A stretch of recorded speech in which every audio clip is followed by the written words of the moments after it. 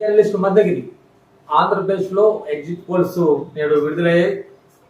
అత్యంత track record కలిగిన Parthadas Chanakya survey వాళ్ళు అంచనా ప్రకారం వైఎస్ఆర్ కాంగ్రెస్ పార్టీకి 50% ఓట్ షేర్ వస్తుందని, తెలుగుదేశం పార్టీ కూటమికి 46% ఓట్ షేర్ వస్తుందని, కాంగ్రెస్ అలయన్స్కి 2.5%, అదర్స్కి 1.5% వస్తాయని ఇలా అంచనా చేశారు. వీళ్ళు వైఎస్ఆర్సీపీకి 110 నుంచి 120 స్థానాలు, టీడీపీ కూటమికి 55 నుంచి 60 స్థానాలు అంచనా వేశారు. ఇక్కడ దాదాపుగా పార్థదాస్ సర్వే గత కర్ణాటక తెలంగాణ ఎన్నికల్లో కరెక్ట్గా ఇచ్చింది. 100% ట్రాక్ రికార్డ్ ఉంది. ఇప్పుడు జాతీయ స్థాయిలో సర్వే సంస్థ పనిచేస్తుంది.